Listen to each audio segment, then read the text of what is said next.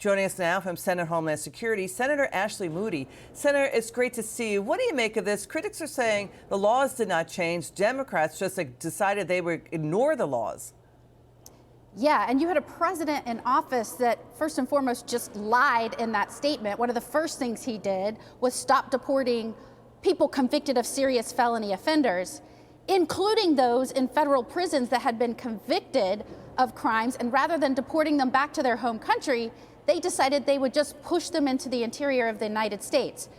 So look, this was a full-scale attack on the immigration system by the Biden administration. And the American people. And the American people. There are really three ways to have an effect on the numbers here, and they attacked it on all fronts. People that you encounter or apprehend at the border, whether you're going to release them or push them into the interior, and then how many you're deporting back to their home countries under the laws of the people that we enact here in Congress.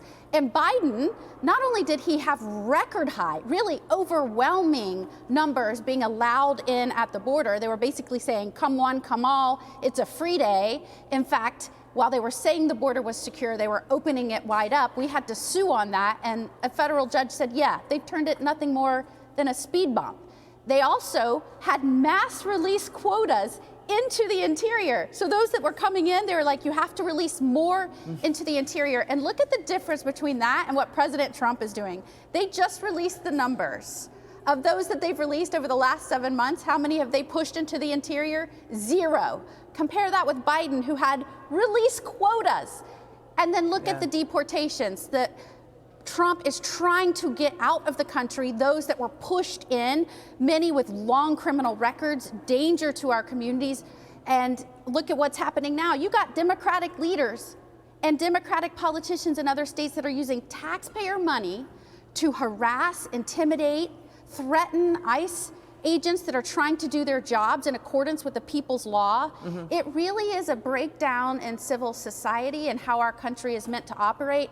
And hey, don't take my word for it. Take President Obama's word for it. Yeah, there's no other country in the world that does this. Every other country we looked at has respect and tightens their borders and has border security. What do you make of the New York Times reporting finally that Joe Biden's advisors warned him open borders would lead to chaos and a border crisis, but he did it anyway, after top aides warned this would alienate their base of far-left progressive voters if they did not open the borders. They were basically appeasing their far left. They rationalized it that immigration was not a major concern for Americans living in non-border states.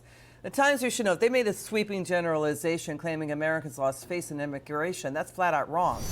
They did not. Multiple polls show Americans and minority communities want legal immigration. So what do you make of the Times report here that Biden was told but ignored it?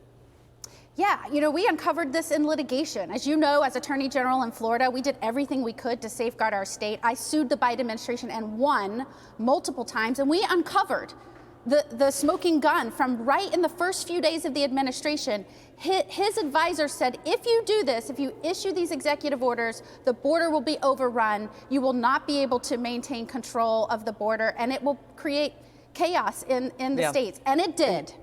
We should point out more than 62,400 missing children were found. The Trump administration rescued more than 62,400 children who could have been sex trafficked or labor trafficked. Thank you so much, Senator. They were trafficked. Yeah, Senator Absolutely. Moody, thank you so much.